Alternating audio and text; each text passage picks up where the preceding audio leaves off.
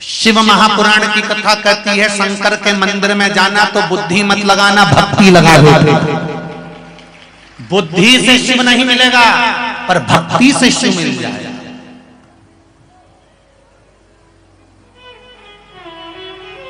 सारी दुनिया में तुम बुद्धि लगा, सारी दुनिया में जाकर तुम बुद्धि लगाओ, पर भगवान के चरणों में पहुंचकर बुद्धि नहीं, भक्ति होना चाहिए।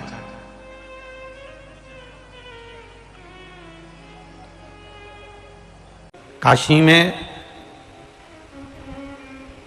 मरने वाले को गुरु मंत्र भगवान शिव देते हैं, पर नेपाल देश की यह धरा एक ऐसी धरा है जहां मरने वाले को भगवान शंकर गुरु मंत्र नहीं देते। यहां तो जो बच्चा जन्म लेता है मेरा महादेव उसके पास में जाकर गुरु मंत्र प्रदान कर देता है। यह देश, नेपाल देश, कोई साधारण सा देश नहीं है।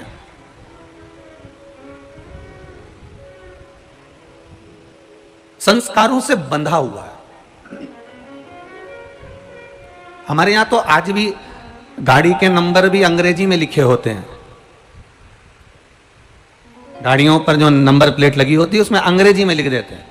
पर नेपाल देश की अगर सबसे प्रबलता देखी जाए तो यहां गाड़ियों के नंबर भी हिंदी में लिखे हुए होते हैं, अर्थात हिंदी और बिंदी को ये संजो कर चले हो। यहां भगवान शिव स्वयं आकर मंत्र प्रदान किए, और केवल एक साधारण से व्यक्ति के लिए नहीं। एक कोई ऐसा नहीं है कि बहुत धनपति होगा तो मेरा महादेव आएगा और मेरा महादेव मंत्र देकर जाएगा। कोई बहुत पैसे वाला होगा तो मेरा महादेव आएगा और मंत्र प्रदान कर कर जाएगा। कोई बहुत करोड़पति होगा तो मेरा महादेव आएंगे और उसको मंत्र देकर जाएंगे। शिव महापुराण की कथा कहती है मेना, धन्या और कला, ये तीनों पितरों की बेटियां।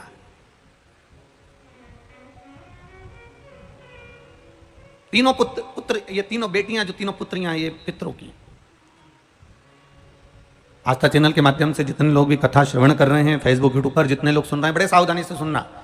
ये नेपाल देश की डोलेश्वर महादेव शिव महापुराण की कथा है।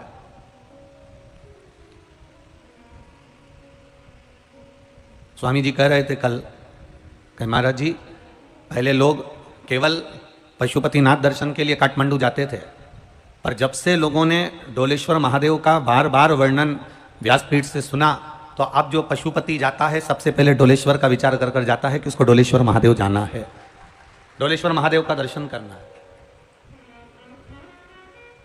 मैं महाराज जी के पावन चरणों में कहना चाहूंगा, स्वामी जी, श्री निरंजन स्वामी जी और श्री राजराजेश्वर जी, श्री बालकदास जी, कि महाराज जी, नेपाल देश की ऐसा कोई क्षेत्र नहीं है जहां शंकर जी का पुराना स्थान ना। कहीं दूधेश्वर महादेव, कहीं कपालेश्वर महादेव, कहीं ब्रह्मेश्वर महादेव, कहीं छेश्वर महादेव, कहीं डोलेश्वर महादेव, कहीं पशुपतिनाथ, ऐसे कई महादेव के मंदिर नेपाल देश के अंतर्गत हैं। और बड़ा विशेष प्रेम, मेरे महादेव, ये पूरा ब्रह्मांड, पूरी पृथ्वी, ये देश तो हम कहते हैं कि ये भारत देश है, नेपाल देश है, ये इंग्लैंड है, ये अमेरिका है, पर मेरे भगवान के लिए तो देश मूल नहीं, मेरे भगवान के लिए मृत्यु लोक मूल है, पृथ्वी मूल है। मेरा शिव वास करता है भूलोक पर, पृथ्वी पर। ब्रह्मा ब्रह्मलोक में रहते हैं, इंद्र इंद्रलोक में रहते हैं, भगवान नारायण वैकुंठ लोक में रहते हैं, पर मेरे देव अधिदेव महादेव जिस भूमि पर निवास करते हैं वो साधारण सी भूमि नहीं, वो मृत्यु लोक, शिवलोक, भगवान शंकर का कैलाश धाम, यही पृथ्वी पर है, यही पृथ्वी। तो पितरों की तीन कन्या, मेना, धन्या और कला, ये तीन कन्या पितरों की। सनकादिक ऋषि बैठे थे, तब साधना में लीन थे, भगवान की विरल भक्ति में लीन थे, तप में डूबे हुए थे। मेना, धन्या, कला का निकलना हुआ। अपने पिताजी से मिलने के लिए बेटियां जा रही थी, मेना का निकलना हुआ, और मेना का निकलना हुआ और उनके जो लहंगा था, उनका जो वस्त्र था, वो वस्त्र में जो झुमर झुमके लगे हुए थे, जो दर्पण लगे हुए थे, हीरा लगा हुआ था, सोना लगा हुआ था, कुछ कारीगरी उस लहंगे में जो करी हुई थी, तो मेना जब निकल कर गई तो उसके लहंगे के, उसके वस्त्र की चोट सनकादिक ऋषियों को लग गई, सनत कुमारों को लगी। अब मेना निकल कर गई तो चोट लगी, धन्या निकल कर गई तो चोट लगी, कला निकल कर गई तो चोट लगी। बार बार जब संतों को चोट लगी, सनत कुमार को थोड़ा सा क्रोध जागृत हो गया, थोड़ा सा क्रोध आया, हो जाता है। आप जहां बैठे हो, आप लोग जहां कहीं भी बैठे हो, आप एक जगह पर बैठे हो ना, तो वहां से आप बैठे थे और बैठे बैठे किसी ने कह दिया सर प्लीज आपके हाथ जोड़ते हैं, आप यहां से उठकर वहां बैठ जाओ। आप वहां बैठ गए, फिर कोई आ गया आपके पास में और आपके पास में हाथ जोड़कर बोला सर प्लीज आप यहां से वहां बैठ जाओ। अब आप फिर वहां पर जाकर बैठ गए।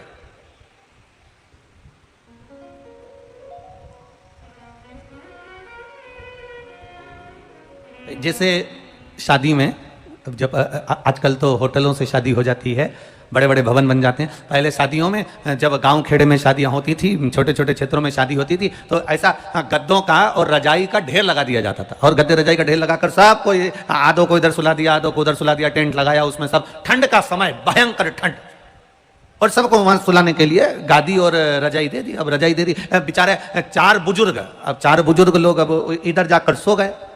अब इधर जाकर सोए और इतने में उन्होंने रजाई वजाई ओढ़ी, और ठंड का भयंकर समय, और रजाई ओढ़कर सोए, और सोने के 1 घंटे बाद इन्होंने एक तो ठंड, और ठंड में रजाई ओढ़ी, ओढ़ने के बाद रजाई धीरे धीरे धीरे धीरे गर्म हुई। अब गर्म होते से ही थोड़ी देर गर्म हुई, इतने में 2-3 लड़के आए, और लड़कों ने आकर कहा नहीं दादाजी आप यहाँ नहीं सोओगे, ये कमरा तो हमारा है, हम यहाँ सोएंगे। अब दादाजी उठकर रजाई छोड़कर दूसरी जगह चले गए। अब दूसरी जगह उन्होंने फिर बेचारों ने रजाई ली, अब ठंड का समय, अब बड़ी मुश्किल से फिर रजाई ओढ़ी। अब रजाई आधा 1 घंटा में फिर गर्म हुई, इतने में लड़कियां आ गई, छोरियां आ गई। अब लड़कियों ने आकर कहा नहीं दादाजी हम यहां पर रहेंगे, तुम दूसरी जगह चले जाओ। अब दादाजी फिर रजाई उठाए, फिर गादी उठाए, फिर तीसरी जगह बिछाई, फिर रजाई उन्होंने 1 घंटे में गर्म करी ओढ़कर, क्योंकि रजाई भी ठंडी और ठंड का समय, बड़ी मुश्किल से रजाई फिर गर्म करी, फिर कहीं कहा गया, और चौथी बार फिर दादाजी आपको उधर जाना पड़ेगा, उधर बैठना पड़ेगा। दादाजी ने फिर गद्दा बिछाया, फिर रजाई ओढ़ी, और रजाई फिर बड़ी मुश्किल से 1 घंटे में गर्म हुई। अब की बार कोई आने के गया, आकर कहा दादाजी आपको वहां जाकर बैठना पड़ेगा। इतने में तो दादाजी को गुस्सा आ गया, और गुस्से में आकर बोले हम केवल क्या बारात में आए कि रजाई गर्म करने आए?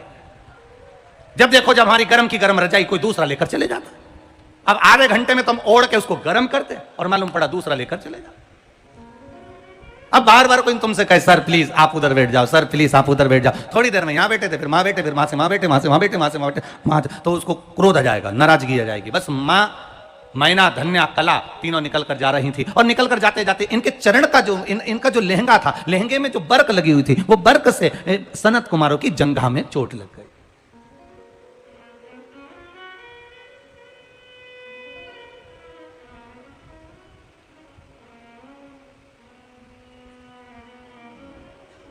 और जो जंघा में चोट लगी,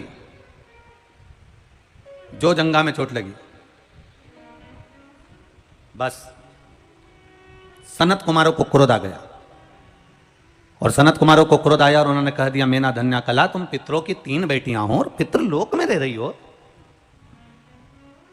दुनिया का सबसे सुंदर लोक है पितृलोक,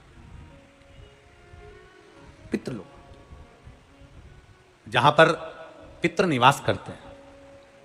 लोग कहते हैं कि गुरुजी हमारे पूर्वज मुक्त हुए कि नहीं हुए, हमारे पूर्वजों का मोक्ष हुआ कि नहीं हुआ।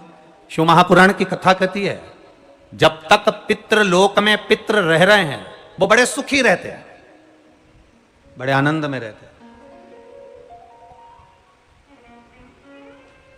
और पितृलोक में पितृ कब तक आनंद में रहते हैं, पितृलोक में पितृ कब तक सुख से रहते हैं। शिव महापुराण की कथा कहती है कि कोई परिवार का एक व्यक्ति भी अगर जीवन में एक बार शिव महापुराण की कथा सुनने के लिए बैठता है, अब आप लोग तो इतने लोग शिव महापुराण की कथा में नेपाल देश के अंतर्गत भी श्रवण कर रहे हो, आप इतनी संख्या में पहुंचे हो, और शिव महापुराण की कथा जब कोई श्रवण करने के लिए बैठता है, जितनी देर तक शिव महापुराण की कथा में वो कथा सुनने बैठता है, उतनी देर तक उसके घर के पूर्वज जो पितृलोक में रहते हैं, उन पूर्वजों के पास में स्वयं नारायण उनके कंधे पर हाथ रखकर कथा श्रवण करते रहते हैं। स्वयं नारायण। जितनी देर तक आप शिव महापुराण की कथा में बैठे हो, जितनी देर तक भगवान शंकर की कथा का रसतत्व ग्रहण कर रहे हो, जितनी देर तक बैठकर भगवान शिव के तत्व का स्मरण कर रहे हो, भगवान शंकर की अविरल भक्ति को धारण कर रहे हो, केवल शिव कथा मनुष्य ही नहीं श्रवण करता, शिव महापुराण की कथा कहती है देवता भी शिव महापुराण की कथा को श्रवण करने के लिए मृत्यु लोक में आकर जहां तहां विराजमान होकर शिव तत्व को श्रवण करना चाहते हैं। यह शिव तत्व है।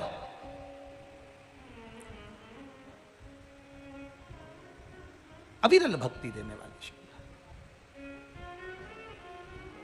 बखान क्या करूं मैं राखों के ढेर का, चपटी भभूत में खजाना कुबेर का। हे गंगधार मुक्ति द्वार ओमकार तू, भोले ओमकार तू। आयो शरण तिहारी शंभु तार तार तू। कैलाश के निवासी नमो बार बार नमो बार बार आयो शरण तिहारी शंभु तार तार तू। बखान क्या करूं मैं राखों के ढेर का, चपटी भभूत में खजाना कुबेर का। शिव पुराण कह रही है जितनी देर तक आप बैठकर शिव तत्व को सुनते हो, जितनी देर तक बैठकर आप शिव महापुराण को श्रवण करते हो, जितनी देर तक बैठकर आप भगवान शंकर की चर्चा करते हो, उतनी देर तक नारायण बैकुंठ छोड़कर पितृलोक में निवास कर कर पितरों के कंधे पर हाथ रखकर शिव महापुराण की कथा पितृलोक में श्रवण करते हैं। शास्त्र कहता है महाराज खेतान जी बहुत बहुत साधुवाद है। शिव महापुराण अगर कोई ना भी पढ़े ना, और उज्जैन महाकाल की नगरी में ऋण मुक्तेश्वर मंदिर पर जाकर एक दीवार पर पत्थर से अंकित है, कोई पुराण एक पीढ़ी को तारेगी, कोई पुराण 2 पीढ़ी को तारेगी, कोई पुराण 7 पीढ़ी को तारेगी, पर शिव महापुराण के लिए ऋण मुक्तेश्वर मंदिर के दरवाजे पर पत्थर पर अंकित हजारों साल पहले का लिखा है। केवल एक शिव महापुराण ऐसी होती है जो 71 पीढ़ी को तार देती है। कथा करवाने वाले भी, सुनने वाले भी, बांचने वाले भी और उसमें सहयोग करने वाले।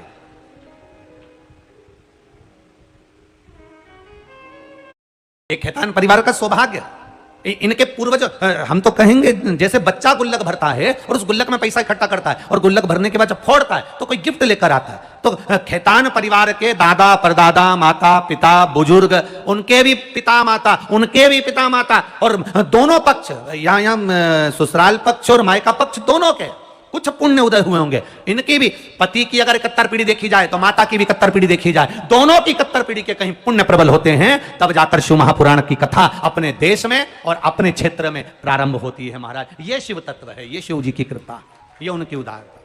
और आप लोग जितने लोग कथा श्रवण कर रहे हैं, जितने लोग सुन रहे हैं, बड़े बड़े साधुवाद के पात्र, कुछ तो पुण्य करा है वीरगंज वालों ने, ये पक्का है कि कहीं ना कहीं आपका पुण्य प्रबल हुआ होगा।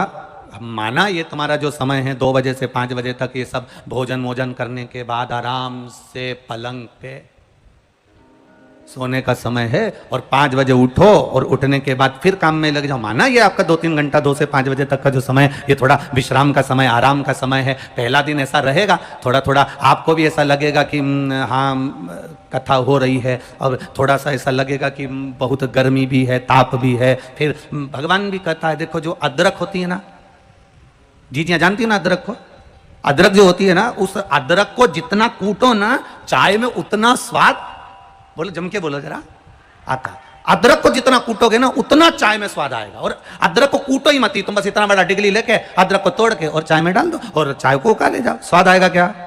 जम के बोलो जरा, आएगा? नहीं आएगा। अदरक को जितना कूटोगे चाय में उतना स्वाद बढ़ जाएगा। उसी तरह 7 दिन की शिव महापुराण में तुम भी इधर से उधर से, कोई यूं खसकाए कोई यूं खसकाए, इधर से धूप पड़ रही, इधर से जाना है, कोई कहे इधर से जाओ, कोई के उधर से जाओ, कोई के गाड़ी वहां खड़ी कर दो, कोई के वहां जाओ, और ऐसे कुटाओ मालूम पड़े अदरक की तरह, कुटते जाओ कुटते जाओ कुटते जाओ, तो ये निश्चित है 7 दिन में तुम्हें स्वाद आ ही जाएगा। ये निश्चितता है, ये आनंद की अनुभूति तुम्हें हो ही जाए।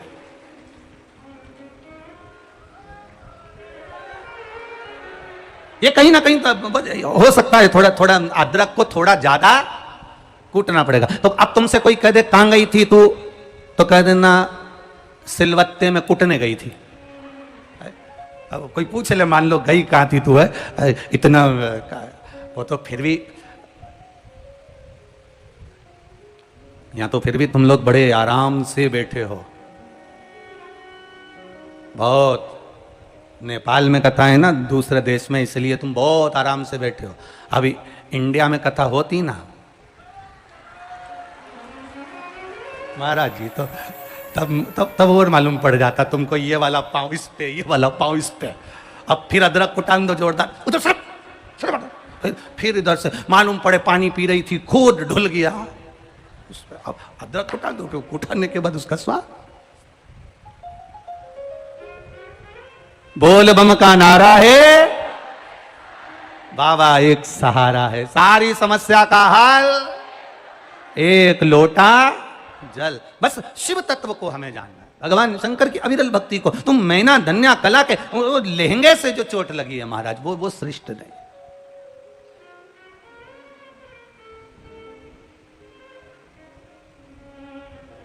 अपने जीवन को सार्थक बनाइए।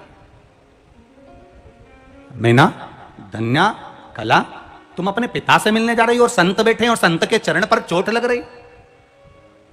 शिव महापुराण की कथा कहती है, कोई भजन कर रहा हो, कीर्तन कर रहा हो, मंत्र जाप कर रहा हो, कोई तुम्हारे घर में बैठकर भगवत नाम भी जप रहा है, भगवान का भजन भी कर रहा है, तुम्हारे घर में बैठकर भगवत नाम का रसतत्व भी ग्रहण कर रहा है, तुम्हारे घर में बैठकर भगवान की अविरल भक्ति को भी धारण कर रहा है, तो शिव महापुराण कथा कहती है कि उसको दुख नहीं होना चाहिए, उसको कष्ट नहीं होना चाहिए, उसको तकलीफ ना हो।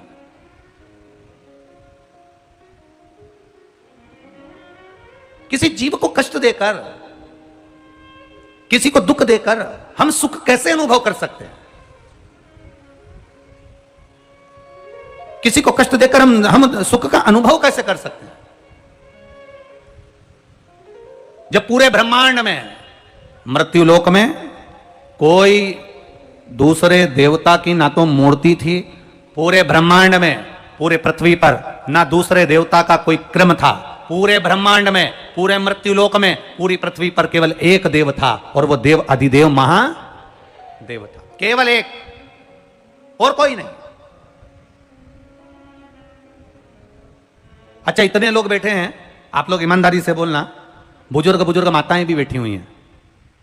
नेपाल वीरगंज की सभी बुजुर्ग माताओं को, नेपाल देश की सभी माताओं को नमन करते हुए प्रश्न करना चाहता हूं, क्या पहले के समय में, जब आपने भी अपने जीवन में देखा होगा, पहले के समय में हड्डी का डॉक्टर, आंख का डॉक्टर, कान का डॉक्टर, फेफड़े का डॉक्टर, लीवर का डॉक्टर, किडनी का डॉक्टर, पीठ का डॉक्टर, सिर का डॉक्टर, कान का डॉक्टर, ये सारे डॉक्टर अलग अलग होते थे क्या? ईमानदारी से बोलना, होते थे?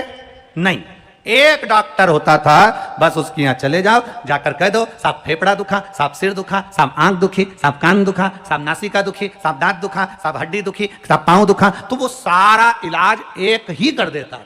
अब जैसे जैसे विज्ञान बढ़ा, जैसे जैसे हमारा ज्ञान बढ़ा, वैसे वैसे ये डॉक्टर होन भी बढ़ गए। साहब ये आंख का है, ये कान का है, ये जीवान का है, ये दांत का है, ये हड्डी का है, ये किडनी का, ये लीवर का, ये फेफड़े का, ये चेस्ट का, ये कमर का, ये कंधे का। अभी अभी और रुको, अभी 10-20 साल में और नए नए नए नए और बढ़ते चले जाएंगे, शाखाएं बढ़ गई। पहले एक डॉक्टर था, सबका इलाज कर देता था, इसलिए पहले केवल एक डॉक्टर था, देवाधिदेव महादेव सबका इलाज कर देता था। जो आया उसको ताल दिया, पक्षी आया, जलचर आया, थलचर आया, वायुचर आया, देव आए, मनुष्य आए, असुर आए, राक्षस आए, अप्सरा आई, गंधर्व आए, जो आया महादेव की शरण में, महादेव सबको तार देते, सबको। खाली न जाता कोई दर से तुम्हारे, खाली न जाता कोई दर से तुम्हारे, मैं भी खड़ा हूँ नन्ही बाहें पसारे, अपने हृदय से लगा लो गिरा जा रहा हूँ, उठा लो प्रभु अपने दर से अब तो न टालो, गिरी जा रही हूँ, उठा लो। एक डॉक्टर होता था, सब इलाज कर देता था। एक महादेव होता था, सबका इलाज कर देता। एक की शरणागति। एक पत्र आया है, देखिए, बड़ा सुंदर भाव।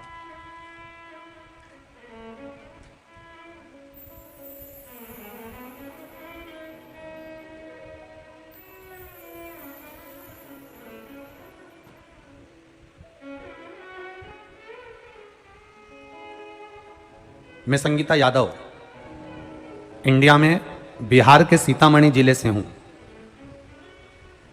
मेरी मां जो नेपाल की ही रहने वाली हैं, मलगवा की निवासी हैं, नेपाल की। कहीं बैठी हैं संगीता जी यादव, आप ही हैं? दोनों हाथ हिला दो एक बार ऐसा। मैं संगीता यादव, इंडिया में बिहार की रहने वाली हूं। मेरी मां नेपाल के ही, नेपाल देश में ही मलगवा की निवासी हैं। मैं क्या वर्णन करूं गुरुदेव, सारे डॉक्टरों का इलाज करवाया मेरी माता के लिए, पर उनको कोई आराम नहीं लगा। सारी दवा खिलाई, आराम नहीं लगा। तब टीवी के माध्यम से शिव महापुराण की कथा सुनकर मैंने मेरी माता को कहा, मां एक लोटा जल महादेव को चढ़ाया करो और चढ़ी हुई बेलपत्र को भगवान से लेकर औषधि के रूप में खाया करो। गुरुदेव बाबा की कृपा का क्या वर्णन करें। हम नेपाल के करीब में हैं और मेरी मां नेपाल में है। रुद्राक्ष यहां पर बहुत होता है, रुद्राक्ष यहां प्राप्त भी जल्दी हो जाता है। गुरुदेव फिर भी हम 26 अप्रैल 2022 को सीहोर गए और वहां से रुद्राक्ष लेकर आए। उस रुद्राक्ष को पानी में गलाते, शिव जी को चढ़ाते और उस पानी को मेरी मां ने पीना चालू करा। आज बाबा की कृपा से मेरी मां पूर्ण तरह से ठीक है, इसलिए हम यहां प्रणाम करने के लिए आए हैं, नमन करने के लिए। खाली न जाता कोई दर से तुम्हारे, मैं भी खड़ी हूं नंदी बाहें पसारे। आपका किया गया तप, आपका किया गया भजन, आपका किया गया सुमरन, आपका किया गया मंत्र जाप, आपका किया गया नाम जाप खाली नहीं जाता। आज भले दुनिया के लोग भटक रहे, आज बड़े दुनिया के लोग भ्रमित हो रहे, बुजुर्ग लोग। लाइक और सब्सक्राइब करें।